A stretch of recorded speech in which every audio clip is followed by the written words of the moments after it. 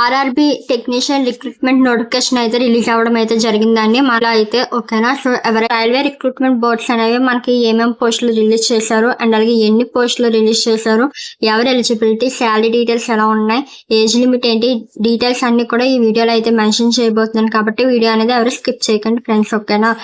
మనం second point చూసినట్లయితే మనకి రైల్వే రిక్రూట్మెంట్ బోర్డ్స్ అనే వాళ్ళు అయితే ఈ ఆర్ఆర్బి వాళ్ళు టెక్నీషియన్ కింద ఏమేం పోస్టులు అనేవి రిలీజ్ చేశారు అంటే కనుక టెక్నీషియన్ గ్రేడ్ 1 సిగ్నల్ అండ్ అలాగే టెక్నీషియన్ గ్రేడ్ 3 కింద అయితే మనకి వేకెన్సీ అయితే రిలీజ్ చేయడం జరిగింది, నోటిఫికేషన్ అయితే రావడం జరిగింది అనమాట.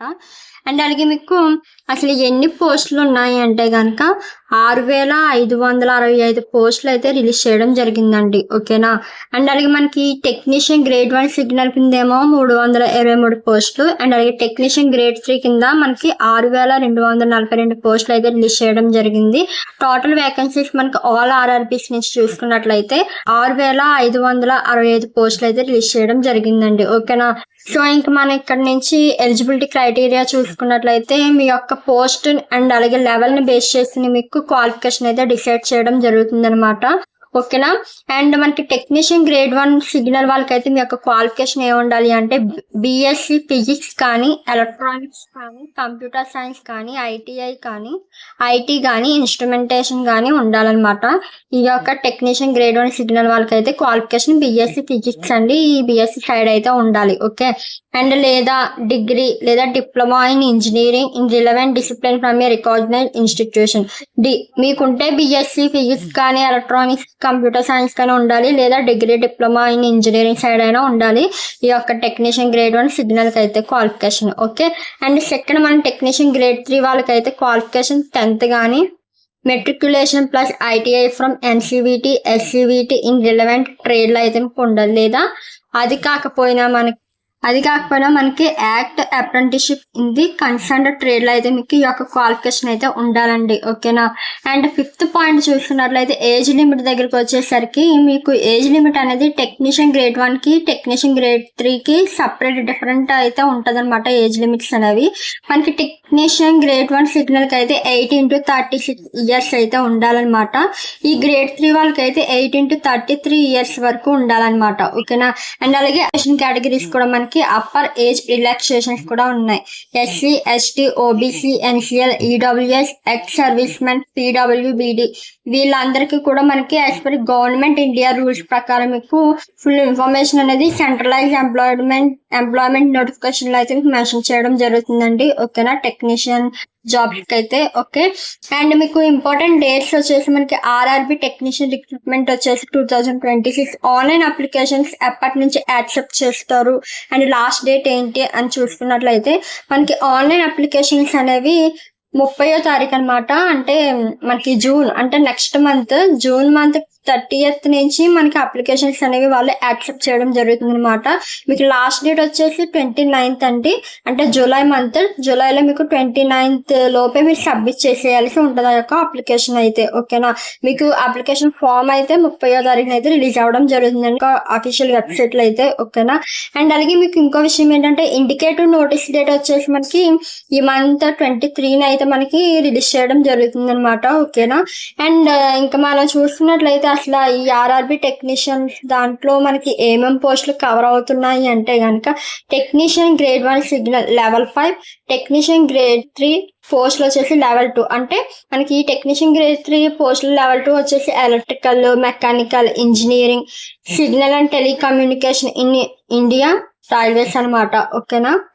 అండ్ అలాగే మీకు సెలక్షన్ ప్రాసెస్ వచ్చేసి single stage computer based test అనమాట, సిబిటి అంటే మీకు ఆన్లైన్ లో మీకు ఎగ్జామ్ అయితే కండక్ట్ చేయడం జరుగుతుంది, కంప్యూటర్ ఎగ్జామ్ అయితే ఉంటది. అది క్వాలిఫై అయిన వాళ్ళకి మాత్రమే డాక్యుమెంట్ వెరిఫికేషన్ జరిగి ఆ తర్వాత మెడికల్ ఎగ్జామినేషన్ అయితే జరుగుతుంది.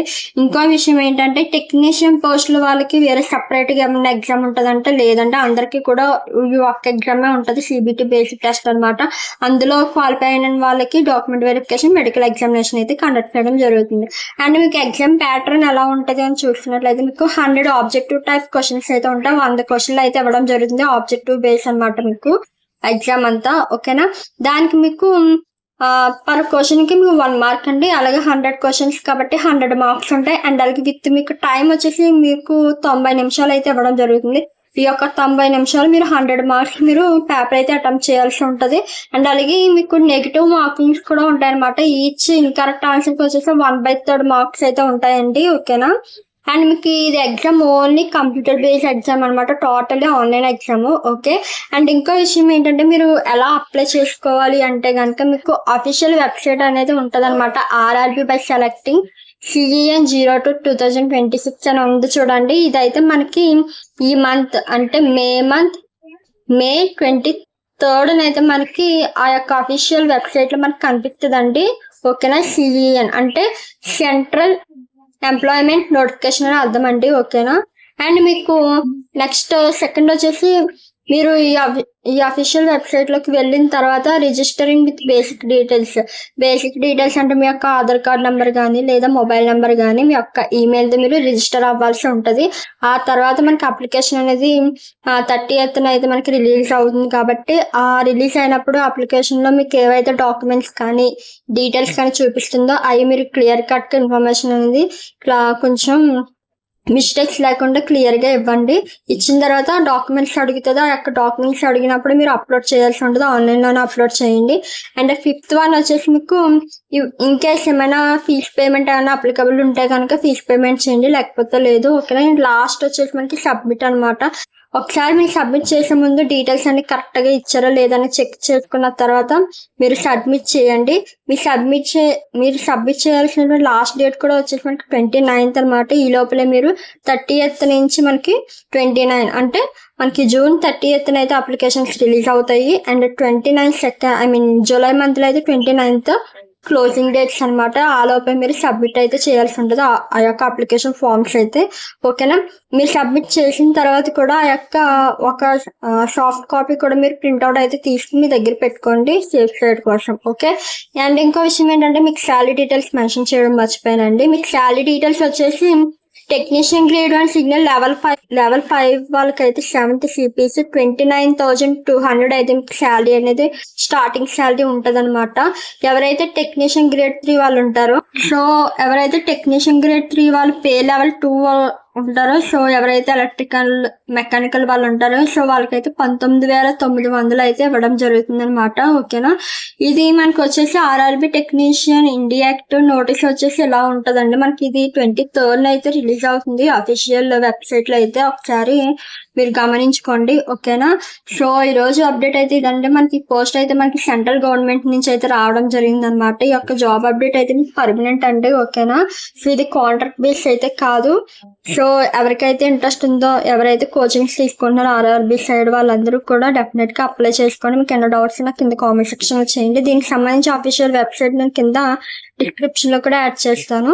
అండ్ మన వాట్సాప్ ఛానల్లో కూడా నేను ఒక లింక్ PDF కూడా షేర్ చేస్తాను. ఫాలో అవ్వలేని వాళ్ళు ఉంటే కనుక కింద లింక్ అయితే యాడ్ చేసిన డిస్క్రిప్షన్ లో ఫాలో అవ్వండి. ఓకే. Thanks for watching. మరిన్ని గవర్నమెంట్ జాబ్ ఇన్ఫర్మేషన్ కోసం ఛానల్ సబ్స్క్రైబ్ చేసుకోండి. మరో మంచి అప్డేట్ తో మళ్ళీ కలుద్దాం. Thanks for watching. Bye friends.